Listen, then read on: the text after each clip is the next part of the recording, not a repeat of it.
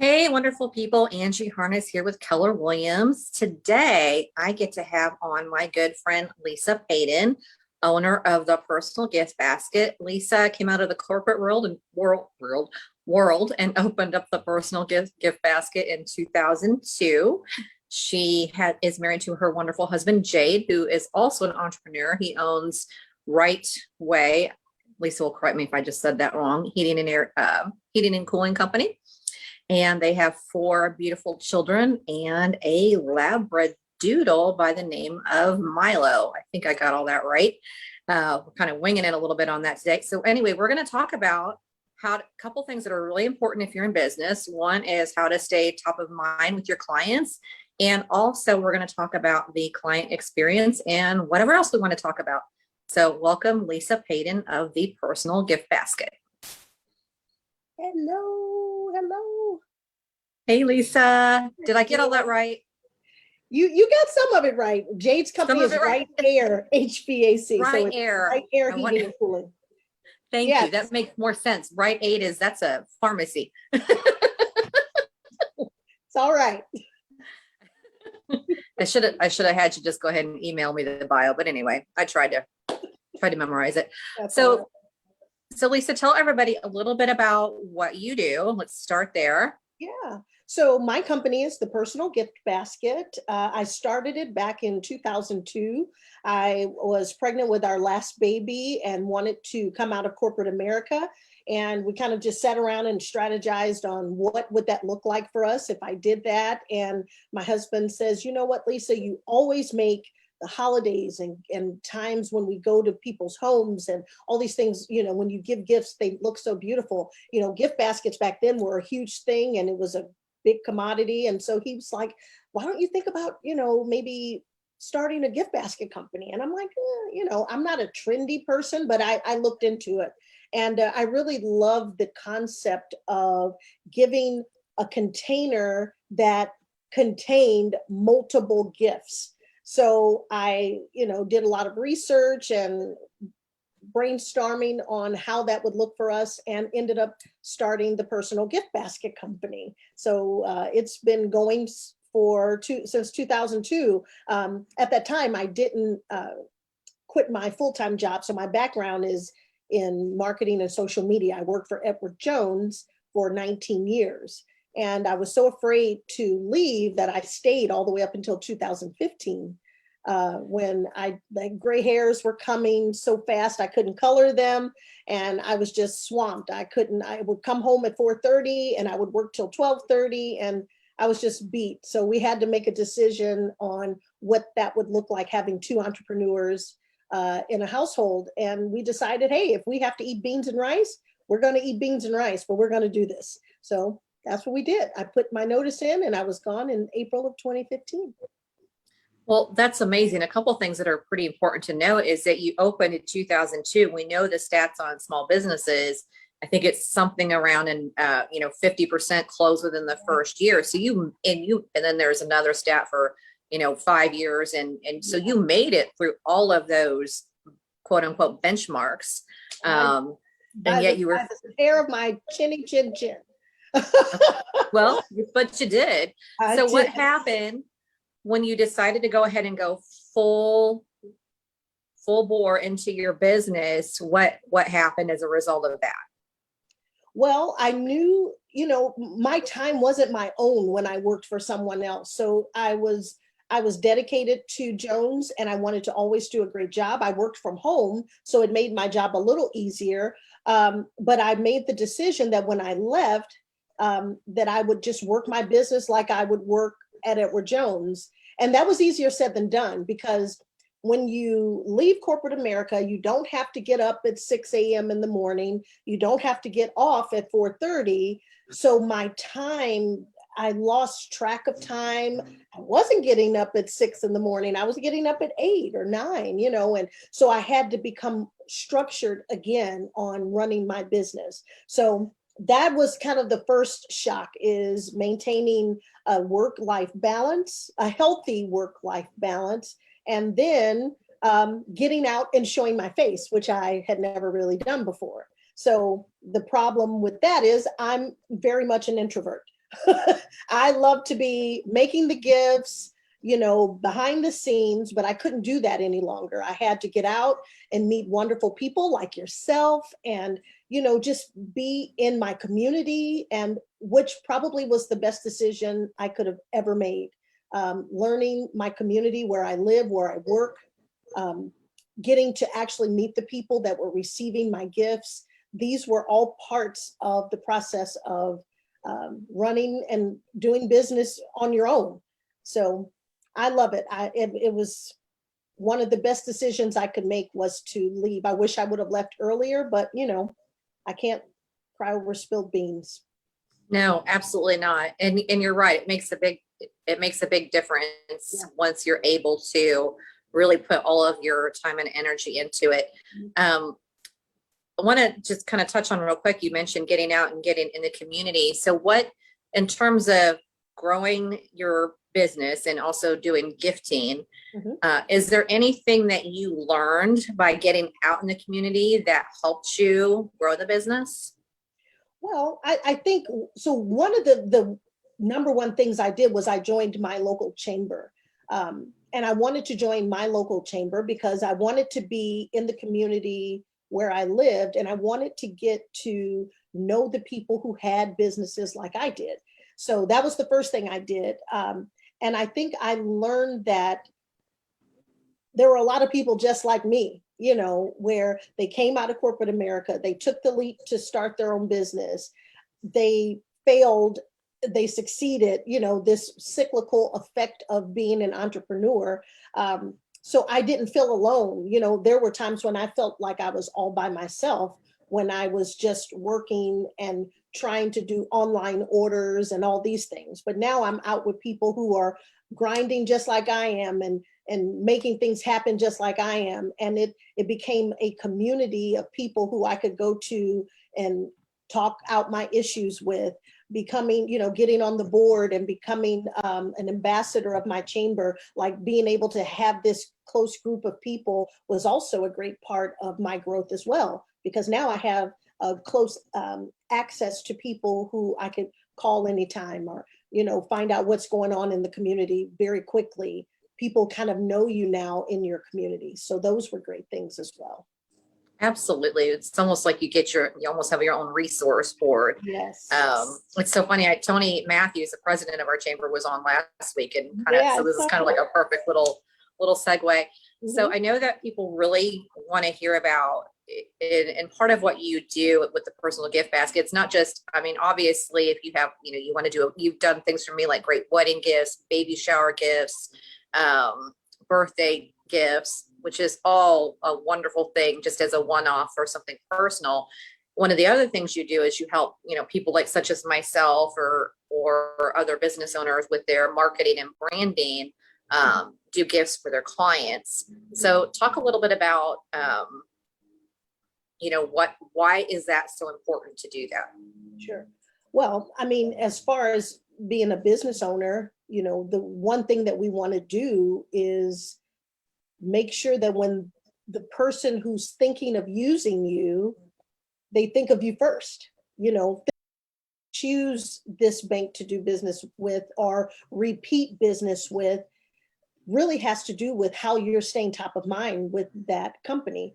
And staying top of mind can look many different ways. It can be a phone call. It could be, a little gift in the mail. It could be, I'm going back in time, but it could be a door knock, but those types of things. So I talk to my clients about how that looks for them. How does staying top of mind look for you?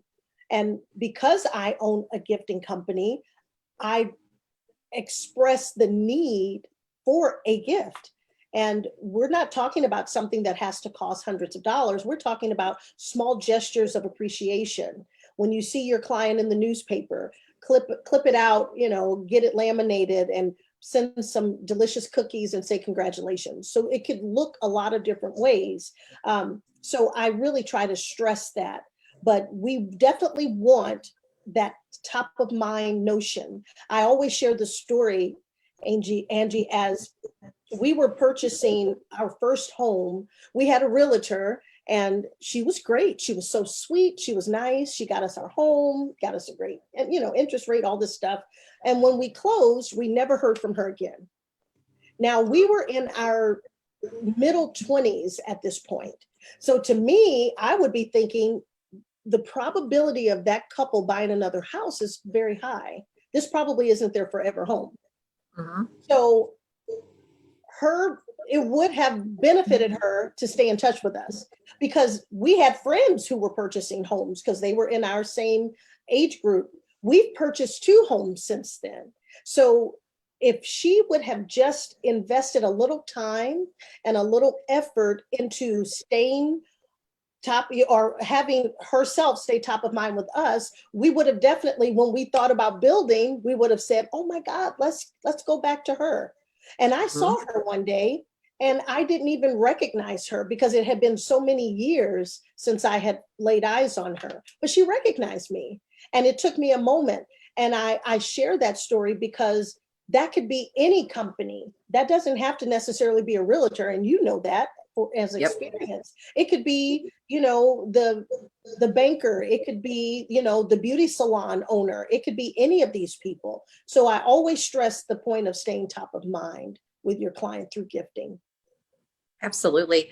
And I would add, that's what you described as the difference between being transactional versus relational.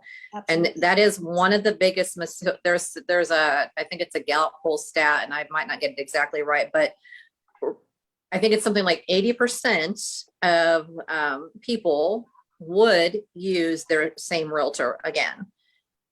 Only about 20% end up doing so. And it's the exact reason you just said. Was because they don't stay in touch.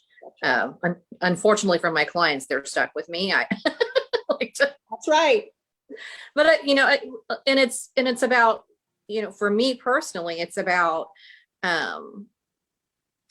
making that home purchase, as an example, it's a part of their life that I get to be a part of through that whole process of selling, buying, or both. Mm-hmm.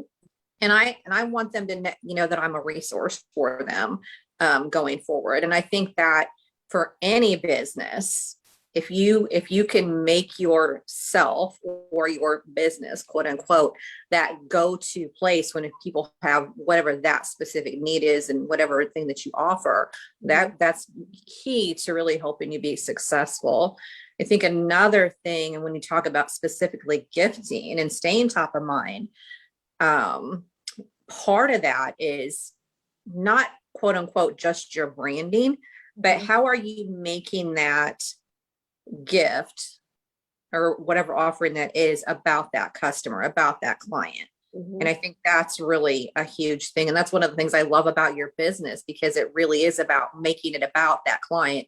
It's not about giving somebody a bunch of Angie Harness marketing materials or, it's about making it very, very personal for that person. Yeah, absolutely.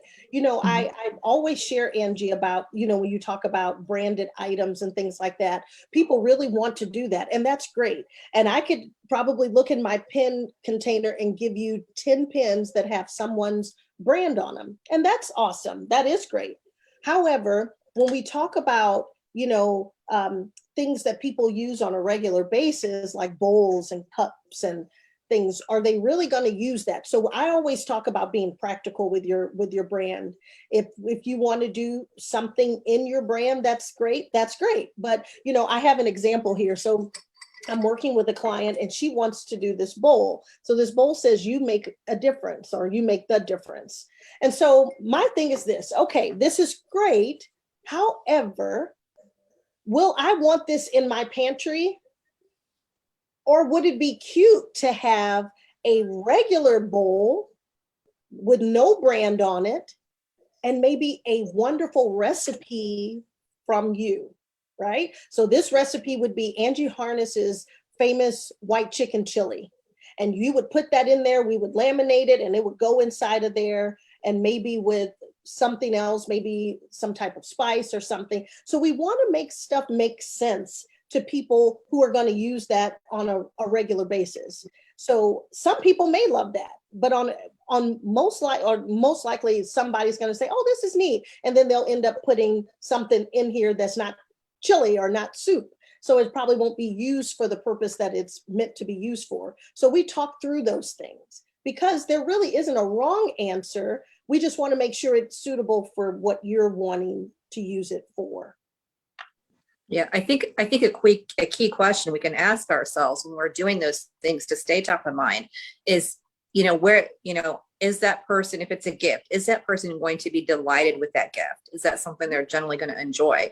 Because if they have that, if you help them create a wonderful memory, they're going to remember you. Mm-hmm. You don't necessarily have to have your logo on it. They're gonna remember it because of the experience, and I think that's just a hugely important. And then just a little tip for anybody who's watching, that when it comes to marketing in your business, talk to your tax professional. It is 100% tax deductible. So if you give a gift, because a lot of gifting companies encourage you to put your logo on it because you can have a tax deduction, which enables you tax wise to maybe spend a little bit more money on a gift than you otherwise would. However, one thing, what I do with mine is if it's something that's going to be imprinted, I just have a little itty bitty initials. So it's on there. Mm-hmm. And it's very unobtrusive. Like you pretty much have to look for it. So that's just a little tip if anybody's kind of thinking, well, how do I give this gift and deduct it from my taxes if I don't have my branding on it? Well, you can do it. You just can do it very much more slowly. So tell us a little bit about just kind of, I know that you kind of touched on it when you are meeting with a client, when they're making decisions about their gifting and like giving them ideas, which I think is, you're talking about the client experience that we promised we'd kind of talk about. So talk a little bit about how you and your business, the personal gift basket, create an awesome client. I mean, I know the answer, but I want you to tell everybody the great client experience. So we definitely go through a process. So when we meet with a client for the first time, we want to talk about why they're gifting. So are you gifting to clients just to stay top of mind? Will you be doing onboarding gifts? So what does this gifting process look like? So we kind of hash that out. Then once we get that out, of course, we talk about budget and how that looks for the client. Per gift, what do you want to spend?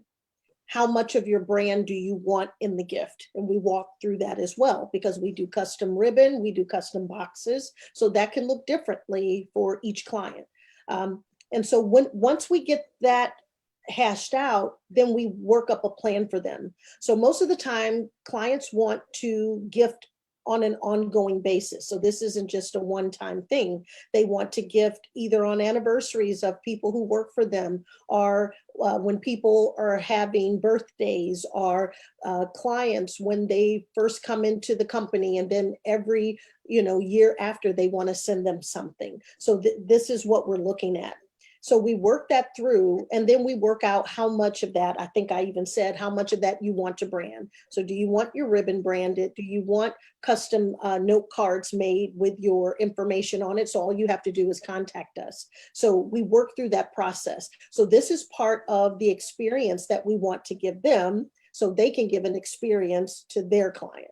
So we want this to be fun, very easy. So even though it sounds like we're talking about a lot, this really only takes a couple of minutes to discuss, either by phone or face-to-face or via Zoom, which we did a lot of last year. So then once we get that, then we create a mock gift. So that gift would be, we would compile samples of what that would look like, whether it's a gift container or a gift box or a crate. And then we either ship that to them or we take that to them face-to-face and we talk through it. So we talk through, I like the bowl, but I don't want it to have words on it or whatever. So that's kind of how we do it. Or sometimes it works out where it's, this is great. I love this. And then that's where we go. So we invoice and it kind of goes from there. They give us their list. We either send them out for them or we send them to them and they deliver. We highly suggest, especially for realtors, that you deliver your own gifts, because the more that your face is seen, the more you're staying top of mind with those people. So we really enforce that with even with business people, even though it's a little different, but for realtors and those type of agency type companies, we really want you to be the one that they see with the gift. It gives such a better impression. So, but that's how that process goes. Yeah, that's really true. Delivering in person. I know that I enjoy going, especially after somebody's moved into their new home, and going like a couple months after they've moved in and giving them that gift. As a matter of fact, I'm backed up. I have a whole, that's a whole nother thing. We won't go there. Anyway, it's scheduling, right? Yep. One of the things that you just said, just like light bulb in my head. So you're telling me if I wanted to, let's say I had my, like 10 clients, just to make up a number, that are, my top ones, so to speak, for lack of a better way to put that. I could set up with you a system to, on a yearly basis, a yearly basis,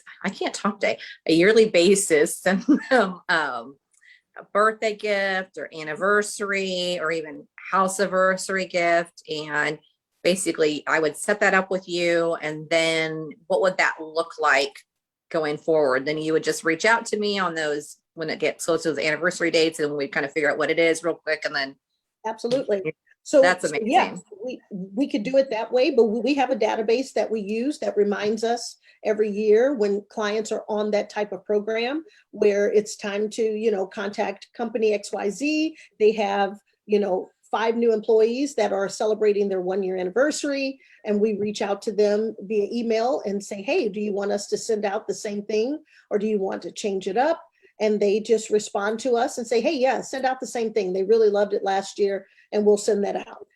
So yeah, we could do that same thing for you, Angie, where you tell us, what you want.